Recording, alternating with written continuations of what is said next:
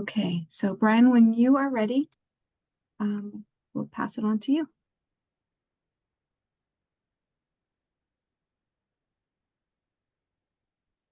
Okay, let me see.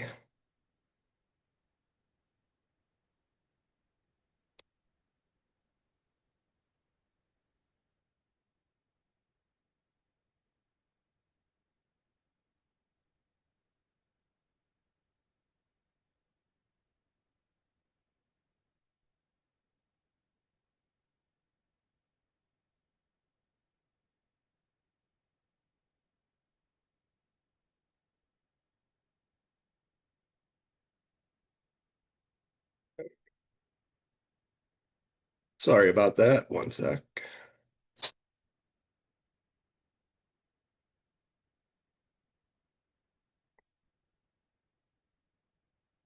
Okay, is everybody able to see that? Everybody hear me?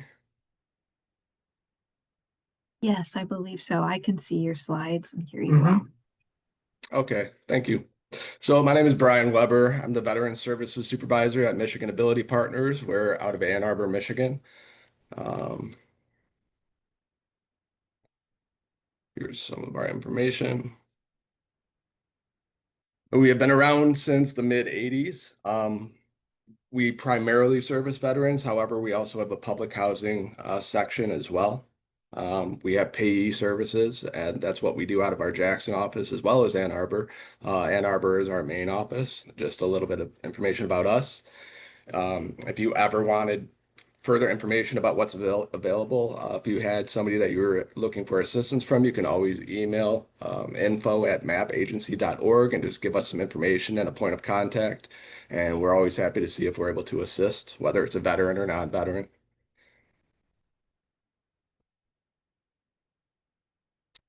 So for HVRP, HVRP is Homeless Veterans Reintegration Program. The goal of HVRP is to assist homeless veterans or at-risk veterans in being placed in employment that has a livable wage. Um, and obviously, that would be addressing a big barrier that many have to staying housed or attaining housing. So we are the only HVRP program in Metro Detroit. There's another program on the west side, I think Kent County, and I don't think there are any in the far northern Michigan. So as you can see, our delivery area is pretty vast. I'll go over eligibility here in a minute and more into what we do.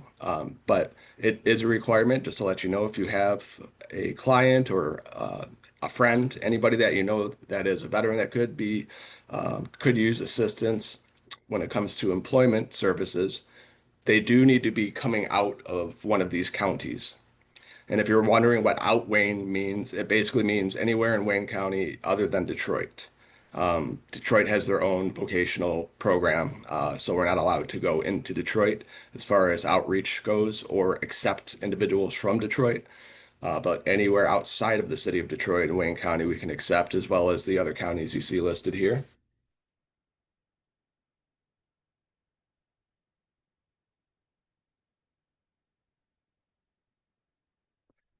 This goes into what we do after we enroll a client.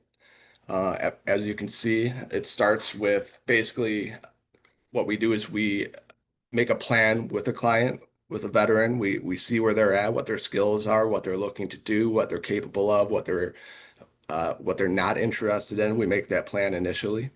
So that would be part of the job development aspect of it. As you can see, we look at what the veteran needs assistance with. A lot of what I do is it's basically I give resume classes or I give computer classes on how to effectively use a computer and use different programs to edit your resume or edit or apply for certain jobs. Just everybody has different skill sets or different levels of experience with things. So we address what each individual veteran needs to become employable. And then going after that, you'll see we provide a lot of different types of assistance that fall under employment assistance. And what I'm getting at is when a veteran is homeless but transitioning to housing, looking to get into housing, um, we can kind of bridge the gap on a lot of different little things we're allowed to assist with. So obviously, transportation assistance in the form of bus passes and gas cards are going to help a veteran get to interviews, maybe even get to appointments with a landlord or look at a housing or get with their VA caseworker, whatever the case may be. We can provide different types of assistance that really assist that veteran when they're in that transition from homelessness to housing. Um, we can buy interview clothes, as you see there, work attire. A lot of veterans that I place, they just need work boots or some warm work clothes, that kind of thing. That's no problem. We're allowed to do it. Um, Tools not provided by the employer that can be expensive. When it comes to training, I really like this one. We can basically, if we can justify the training for the veteran that it makes them more employable, we can do it. One of the things we do for almost every veteran that is willing to do it is we'll pay for CPR training and first aid training, not only for adults, but for minors as well. That's a great thing to have on a resume, but it can also be different types of certificates. We pay for all sorts of IT type testing where you have to take a rather expensive test to attain a certification. It's really vast in what we can do as far as the job-driven training assistance. The Department of Labor is quite generous when it comes to that. We have a grant officer that we talk to regularly, and she's the one that will typically clear big purchases for us, but it's very rare that they say no, as long as we have a justification that what we're trying to assist with is employment related. It's very vast in what we can do. Um, Something I want to point out is, in most housing programs, you can't double dip. You can't be getting two or three different programs to help you out at the same time, providing financial assistance. When it comes to employment slash vocational programs and the HVRP program specifically, a veteran can be getting assistance from any other vocational program out there. It doesn't matter. There's no such thing as double dipping. So, any veteran that could uh, use these services, I would recommend you send them our way. And we always do an assessment. So if you're not sure, and I'll go into eligibility here in a second, but what I'm getting at is we're almost always able to help as long as they meet eligibility requirements. So if they're working with another program, that's not anything to worry about. So eligibility, um, they must be a veteran. And the DOL's definition of veteran is just like SSVF, if you guys are familiar with that. They have to have served 1 day of active duty. Their discharge status has to be anything above dishonorable. So as long as they don't have a dishonorable discharge, they served 1 day of active duty. That will be their service requirements. Active duty for training does not count. So boot camp by itself is not active duty in terms of this program. They have to graduate from boot camp and then serve at least 1 day of that active duty. If they're a reservist, they have to have received orders to active duty. Um, so that just goes into their service requirements. Homeless or at risk. So literally homeless, I think we all understand what that is. At risk, we're able sometimes to enroll veterans who can prove to us that they will be at risk of homelessness within 60 days. So that's one of those things where, we will receive referrals for veterans who are not homeless, but they have been unemployed, let's say for 30 to 60 days. They're starting to get paperwork saying, hey, you're behind on your rent or you're behind on your mortgage. Then we can slide them into the program under the at-risk category. There's also a way for us to enroll them if they're extremely low income. But again, we have to combine that extremely low income with some kind of paperwork that's just showing that their housing is at risk. But generally, they do need to be homeless, literally homeless. But like I said, if you're unsure, we always invite you to refer veterans to us regardless. If you're not sure, hey, maybe they're at risk, just send them our way and we'll do our best to get them in if we can. I put the link in the chat to our referral sheet. There's the QR code there, and there's just a little bit of information that we will require from you. If it's just like other programs, if the veteran does not have their DD-214 immediately available, we have ways to get it through Squares or through our VA partners. So if there are things that the veteran doesn't have paperwork-wise, we have ways of taking care of that. Basically, we would just, what's most important is to get us the veteran's name and contact information, and we can go from there. I also wanted to bring up a couple other things about eligibility real quick. So there are a couple other categories that a veteran can fall into that we can justify an enrollment. One is if they were recently released from incarceration within 60 days. So we, as a team, we do our outreach to local jails and things like that. So if you do know that a client or a veteran was released from incarceration within 60 days prior, they will be eligible. And then another big one that I should have brought up first is if a veteran is participating in a housing program of any sort, at SSVF, HUD-VASH, if they're receiving welfare, any kind of program like that that's assisting with their housing, that's a justification for enrollment. So that's a big one.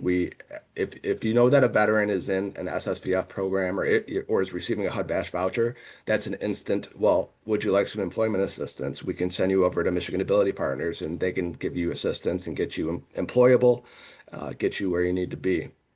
And really, that's how we look at things. We take a veteran in, we address their needs.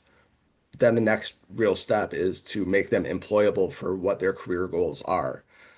And again, that comes through job-driven training or certifications, some coaching, whatever the case may be. Every veteran's different, of course.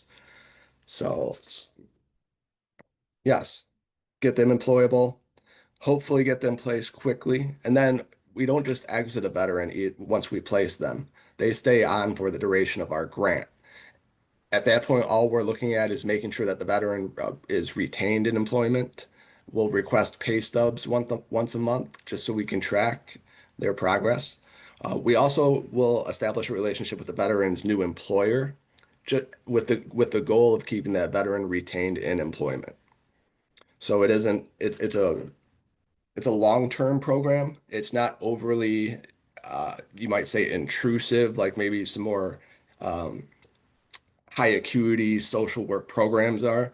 We're not calling the veteran constantly, where are you? What are you doing? It's more just we want to get them employed, get them that living wage, and then keep them employed in the job and provide them with the assistance, items, or whatever the case may be to stay in that job. That can even include follow-on certifications and things like that to make them more employable at their current job, hopefully get their wages increased, things like that. Um, so we have a two-person team right now. We hopefully will be hiring one more here real soon, but this is our information. Always feel free to reach out. If you don't have to use the referral sheet that I linked, you can call me directly and give me the information, or you can email me. That's fine. Either way works. And then Kristen is my job developer. She takes responsibility for about half of our service delivery area. And then at the bottom, you can see that's a Department of Labor grant, and you can see the total there. So funding is not an issue for us. So we're able to provide that assistance. As long as the veteran is eligible, we'll get them where they need to be. And that's really it. Not overly exciting, but again, it's a very good program. We can do a lot. It's just a matter of please get us that veteran's information, get them over to us, and we'll take it from there. So thank you guys. Thank you, Brian. Who's got the questions? You can unmute or put the question in chat. I think did I see a question in the chat already? Referral.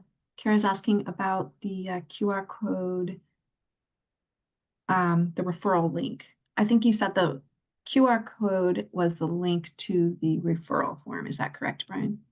That's correct. Okay. Brian, I have a question for you.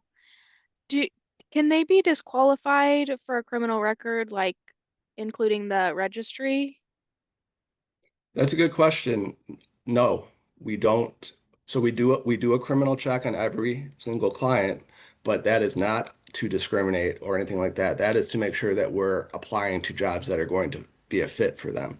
But no, that in HVRP, that's not our job to make any kind of judgment decisions or anything like that on where a veteran has been in the past. Our job is to get them employed and hopefully contribute to getting them housed. So no issues there. Awesome. Thank you so much. You're welcome. I have a quick question. Could you tell us, Brian, how many veterans do you have kind of currently? Like how many veterans can your agency serve in a year? What does our volume look like? You have a lot of different areas, but what do you have? Yeah, we don't have a hard, so we have the DOL does give us metrics that they expect us to meet, but that can really fluctuate. Typically, doing the quick math, so it's just around the expectation is just around 100 clients per year, somewhere Okay. right in there. But the capacity, again, and I've worked in housing before. I've worked in intensive kind of programs like that.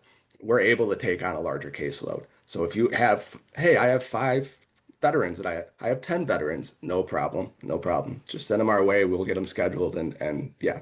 So our capacity, traditionally, honestly, we need more clients. We want more clients. So please do not hesitate to send us anybody you think might be qualified. Can I give you a quick question? Sure. Do you see National Guard as a veteran eligible for your On- service? Only if they received orders to active duty. Okay, So if they thank received, you. I believe it's called Title 10 orders. It might be a different title, but they do have to have, yes, orders to active duty as National Guard. Okay, thank you. You're welcome. Brian, make sure periodically if you have a flyer or a reminder, 'cause maybe you're already doing this, but make sure you post on our listserv, our Barry Buster listserv, to share your update or this program information. Absolutely. So yeah, feel free to do it, and that goes for everybody. Feel free to regularly, every couple months, whatever seems appropriate, to keep reminding us of this program.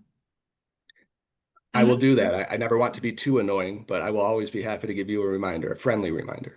That'd be great. I had a quick question, Brian. Sure. My name is Carrie Jackson. I'm from Dawn Farm. And I was curious, you made a comment about, although this is a resource for veterans, there are unique cases where you guys might be willing to look at other, cases, and this would be a unique situation. So can you explain like what that might look like, or so that if we had someone in mind where it was a unique difficult spot that they were in, hypothetically, if someone was very ill and unable to pay their bills and waiting on SSDI, maybe anything on that? So are you asking it for a non-veteran that was in that position? Yes. So no, we would Okay. not. So they have to be a veteran. That's the number one thing that we check on first, is they meet the Department of Labor's definition of veteran. Got it. I must have misheard. Sorry. What I was kind of referring to is we have a public housing side too. We have a food pantry at our office. Oh, So yeah, and we have pay services. So it never hurt to it would never hurt to reach out to MAP Info yeah. and yeah, shoot us an email. And if they're in our area, if we're able to help, we can see what we can do. As far as HVRP goes, you have to be a veteran with 1 day Got of it. active duty. Awesome. Thank you. You're welcome. Okay. Anybody else have a question?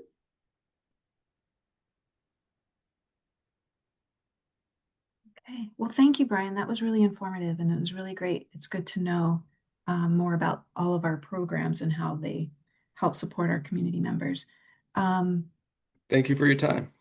Yeah, and everyone, again, as a reminder, this recording will be uploaded to the website, and also Brian's slides. I'll be providing them, just the slides that he provided us, on the website, Barry Buster website.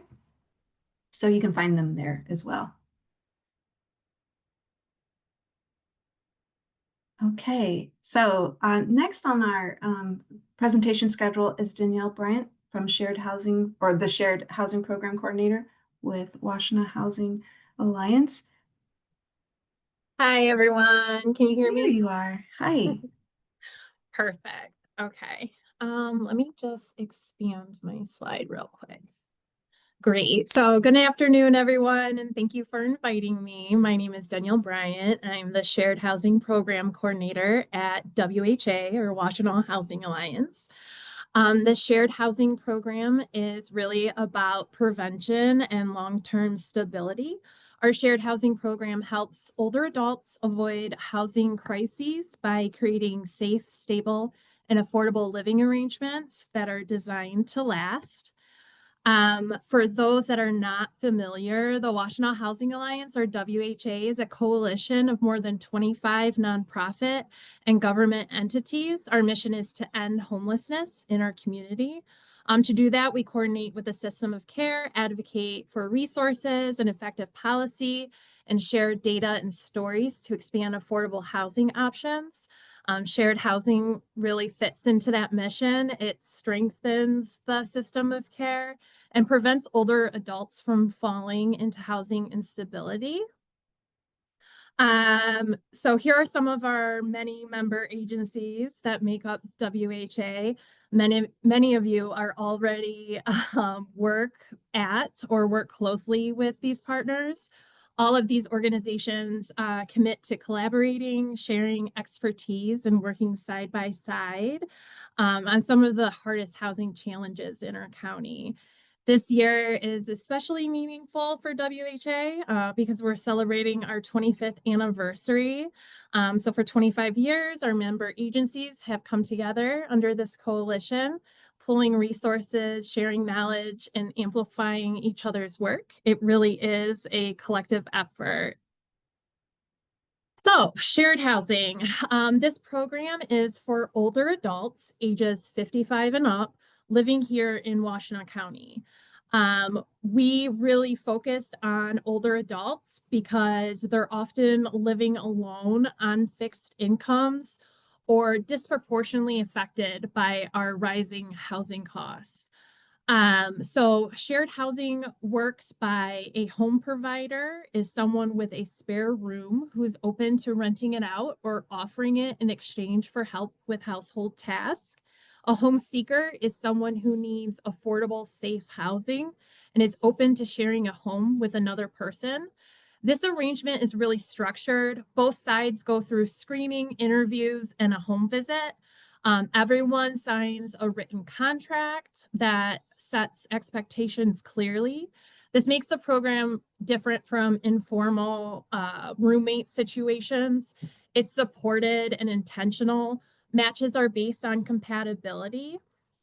Shared housing is about using the homes we already have in Washtenaw County to meet the needs of people who want stability, affordability, and connection. So the hourly wage, I'm sure a lot of you are already familiar with this. The hourly wage needed to afford a modest 2-bedroom rental in Washtenaw County is almost $31 an hour compared to 24 hours statewide. Median rent here has more than doubled in just over a decade, from $879 in 2011 to nearly $2,000 today. Among older adults, 22% of homeowners and nearly 60% of renters are considered cost burdened. For someone that's living on Social Security, the math simply doesn't work. So shared housing helps bridge that gap.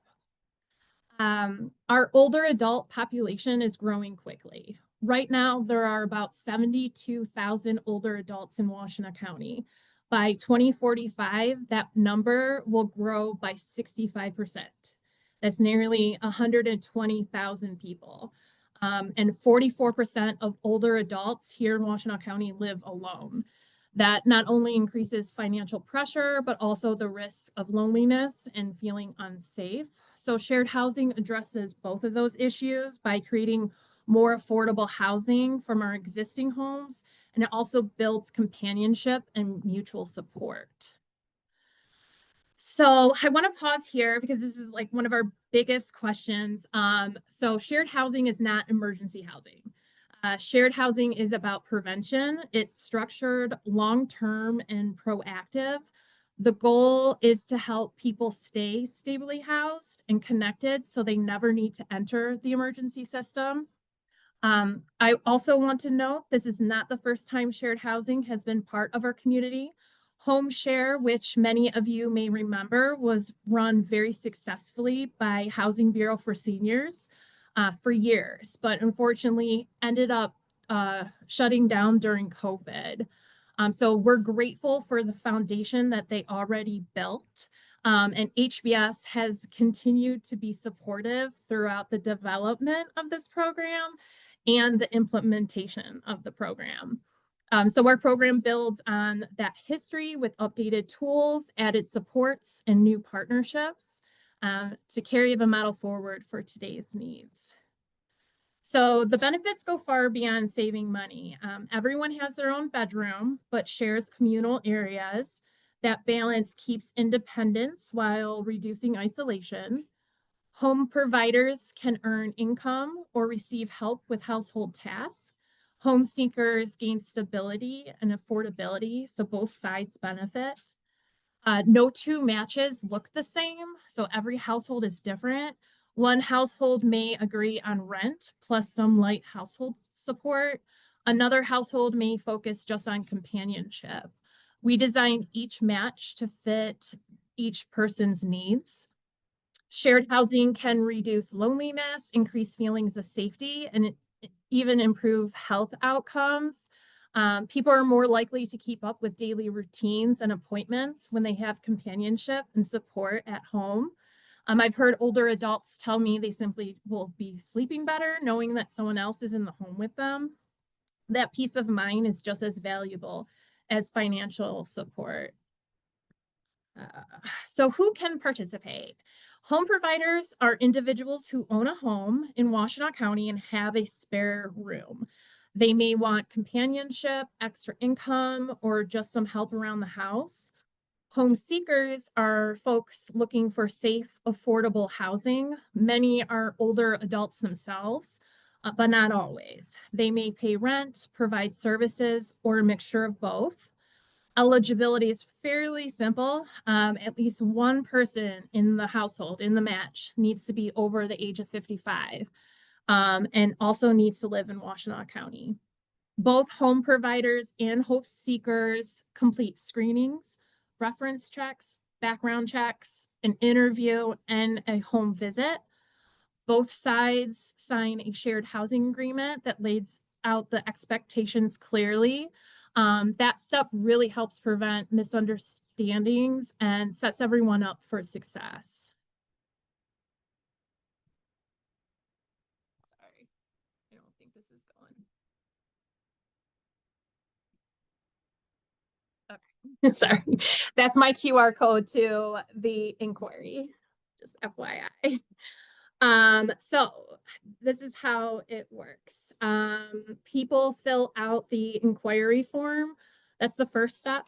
I get notified that they have expressed interest. We do the intake and questionnaires and learn about their needs and preferences. Then we complete the background and reference checks using a trauma-informed approach. We introduce potential matches and review the shared housing agreement together.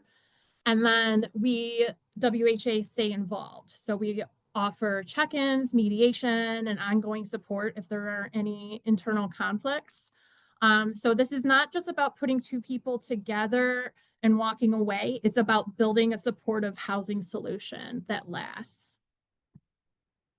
So we know this program only works if people know it exists. So that's why we've been getting the word out. For example, Amanda did a recent interview on WEMU's Washtenaw United program, which is a really great 10-minute radio interview. And also by connecting with our partners like you.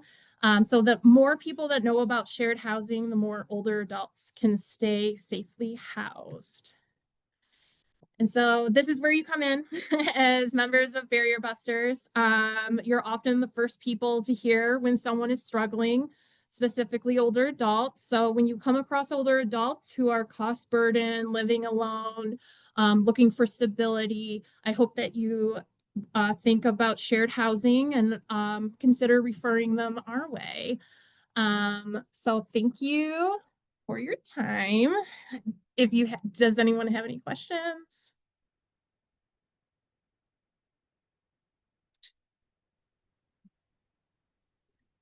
Excuse me. There's a question from Grace in the chat. Grace is asking, has a possibility of the rent for shared housing being paid by RRH or HCV been explored? Yeah, so shared housing is acceptable with Section 8 vouchers. It is just more paperwork.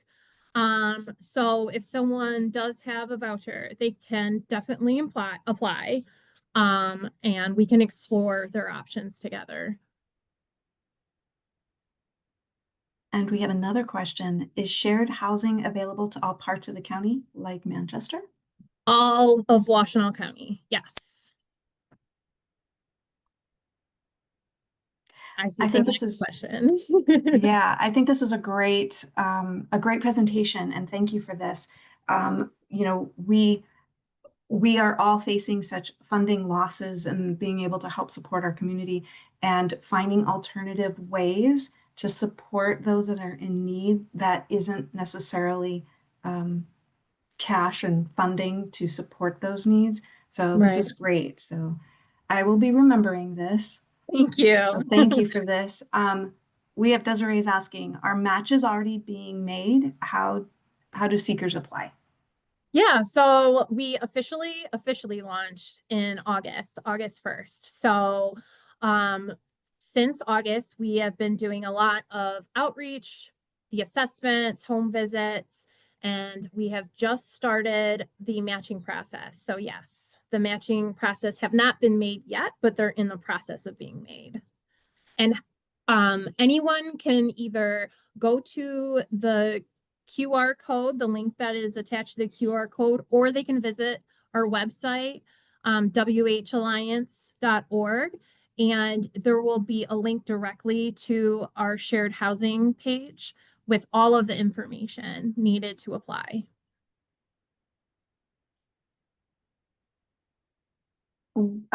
Desiree is also asking, are there disqualifiers such as a criminal history? Right. So keeping in mind of trying to keep this trauma informed through a social work lens, there are not disqualifiers. It is up to, at the end of the day, is up to the discretion of the home provider on who they choose as a home seeker. So there are no disqualifiers, but we do run a background check. We just ask that every party be open and honest about their background.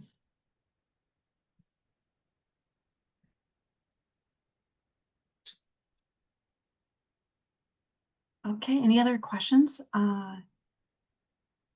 If anyone has their hand up, I don't actually see everybody's hand. I don't see everybody's square. So definitely please unmute and shout out your question. Danielle, do you require that they at least stay with the home share person for a year, or is there like year requirements on that? That's a great question. So there are no strict requirements on time. We do recommend that the home seeker and home provider do a 12-month agreement, but there are some home providers that are feeling more comfortable with a 3-month trial period. So that's just going to be specifically on each household. But we understand that there are some staff and some students that need a flexible time limit. And so that would be one of their preferences that we would discuss during the assessments. Perfect. And then I just had one more follow-up for you, Danielle. If Yeah. a match doesn't work out, are you able to explore where that seeker may go instead, and then find another person for the homeowner? Absolutely. Okay. So even if the housing agreement ends, or if there's an issue and the housing agreement needs to be terminated, both participants will still be a part of shared housing. And so if there wasn't any huge issues, they would just go back into the wait list. Thank you so much. We're so excited about it. Thank Yay. you. Yeah, Brian wrote, it's great to see efforts being made to help our seniors, definitely our vulnerable population with limited immediate resources when they're in need. So thank you. Absolutely. Thank you. Okay, and to repeat again, these slides will be available on our website and the contact information. And again, also to you, Danielle, feel free to post this information on our listserv. Of course. Thank you. All right, everyone, I'm going to move us on to just a brief Barrier Busters update. Okay, let me get adjusted here. Okay, the slides. All right, so, before I do, I almost forgot. Let's use this time to, if you have something going on in your organization that you want to share with us, we do have the time and space to have somebody just speak on their program and events that might be happening. So please, again, I can't see hands who might want to speak, but if you have something to say, now's a good time. I think Yvonne sent an email, but Housing Bureau for Seniors, Senior Living Week is coming up. The expo is October 11th, and then all the free workshops and open houses are the week after. Hope we will have flu shots and hopefully COVID shots at the expo for people as well. Fingers crossed. And so I think everybody got a reminder email about that, but you can sign up for workshops and things online, and some of them are offering CEUs. So just wanted to throw that out there. And also, can everybody hear me okay? Okay. So just a reminder, the email went out, Stacy sent out yesterday because we have some problems with it getting out, but I also emailed out our Christmas assistance sign up information. So if anybody has any questions, feel free to reach out to myself or Cherish, and Cherish will be putting some detailed quick information in the chat here in a moment too, just so you have that to look over. But feel free to reach out if there's any questions at all, or refer clients to call specifically regarding their questions. Okay. Thank you, Wendy. Anybody else? This is Ulrika from Washtenaw County Department of Veterans Affairs. I just want to let you guys know, if you do have veterans out there that need financial assistance, as long as they have an honorable discharge and they're not reservist or National Guard, they can reach out to me here at Washtenaw County for assistance for bills and rent and mortgage assistance. Thank you. Thank you. That's also very good to know. This is Sheila from Safe House, and next month, October, is Domestic Violence Awareness Month. And I think we'll be sending an email out or flyer if you haven't received it already, but on Friday, October 17th, in honor of Domestic Violence Awareness Month, we're presenting In Her Shoes, Living with Domestic Violence. And what it's gonna be is a simulation, a panel and discussion. And attendees will be able to walk away with resources, tools, and education of those that have gone through domestic violence. So a flyer should be sent out, if it hasn't already, but it's Friday, October 17th from 10 a.m. until 12 noon. Thank you.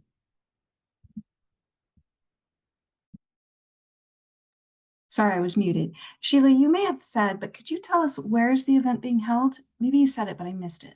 I'm sorry, at Safe House Center, 4100 okay. Park Road. Yeah, at our agency. Excellent. Thank you. Anybody else? This is great. I like hearing what's going on. It's Brian again. I'm not sure how many people know, but Michigan Ability Partners is no longer providing SSVF services. Our parent grantee did not get their grant renewed. There is another SSVF provider in Washtenaw County called Disability Network of Eastern Michigan. They are still standing up right now.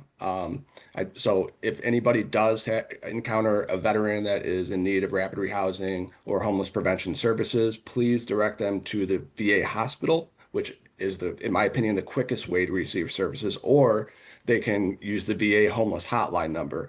That will get them started with our coordinated entry process. But yeah, I just wanted to make sure everybody understood that. Unfortunately, we're not providing rapid rehousing or SSVF services anymore, but we're still providing HVRP. So please send veterans who need employment services our way. And thank you. Thank you.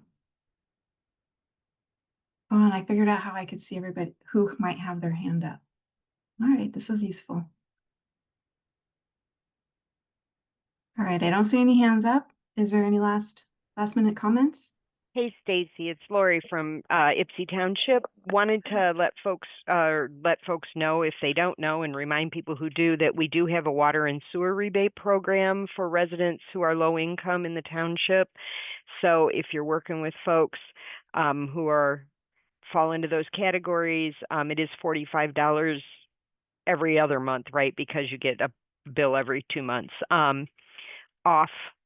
It's not a lot of money, but sometimes that can be enough. And since people are losing other resources, just wanted to remind folks that was out there. They do have to be residing in a home that they own. So it doesn't help renters, unfortunately. Thank you, Lori. And yeah, and I think that's what I'm seeing is happening is we are running out of funding resources. And so whatever we can do to pass on to other agencies that do have funding and other ways to help support our community. So for sure. So thank you for that reminder.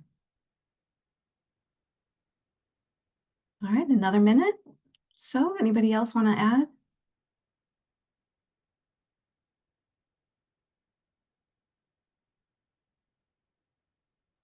Okay. All right. So I'm going to go ahead and share back again my screen, and I can just do a quick run through. You might be able to imagine what I'm going to say. Barry Investors doesn't have a lot of money. It doesn't have much. Okay, so what our funding looks like today. We're about to start our fourth quarter of the year, and so a lot of funding that is pretty much depleted. We're looking at pretty much the same thing as we did last month. This is what it looks like. This gets, just to, again, maybe kind of reiterate what we already know is that that 14,500 of Washtenaw County General Fund or the Ypsi Charter Township Fund in Pittsfield, those amounts get split between housing and utilities or flexible funds for those other types of funds that aren't housing. So it then, so those flexible funds, it makes it an even lower amount for that. But this is what we have right now. We still have some senior crisis intervention program funding that will go through HBS, Housing Bureau for Seniors. They have an application. You can find more information with that. You can always reach out to me. You can go to their website and reach out to them. You can also go back and check our resource, the listserv for an email for this fund that has more information on it. We do always support, we have a relationship with Ann Arbor Water Company. So if you have a client with a Ann Arbor resident with an Ann Arbor water bill, and they need support, feel free to put in that request because that one is an ongoing rolling relationship we have with them that we can support that fund. So you can put a request in for that funding. And then always remember that our housing requests, that include security deposits, the eviction process, the eviction housing would go through our HAWK SOS pipeline. And that's pretty much it. Does anyone have questions about our funding? Oh, okay. So Madden's asking about if we are getting the winter funding. Yes, that will come in. We're getting the housing fund set up for that for November 1st is when that will initiate for spending. All those funds will be only used for housing, which goes through our HAWK and SOS process, that pipeline. So those funds will be designated for housing only. Any other questions about our funding? I am always looking for new funding resources. We have got an outreach to everyone I can think of for additional funding for 2026 and to see how we can increase our funding and do all that. So I'm working on it. It's slow going. So really the only other update I have is just another reminder that I'm excited. November 19th at 1:30, we will do this meeting in person. We will also have the Zoom option available, but we can all meet, those who want to, at the LRC Learning Resource Center of Washtenaw County. So again, more information on that will come out as we get closer to the date, but I'm excited to see everybody in person. And any other questions? I think what I'll do is, if nobody has any questions right now about my update, we can go ahead and close out the meeting. But what I'll do is I'll stick around in case anybody wants to ask a question, anything regarding a request or anything I can possibly help with in answering. I will stick around, but I'm going to wish you all a great afternoon and thank you for joining us, and be well out there. Thank you, Stacy. Thank You you. bet. Stacy. You bet. It's good to have everyone here. Thanks, everybody. Have a great day. Thanks, Brian.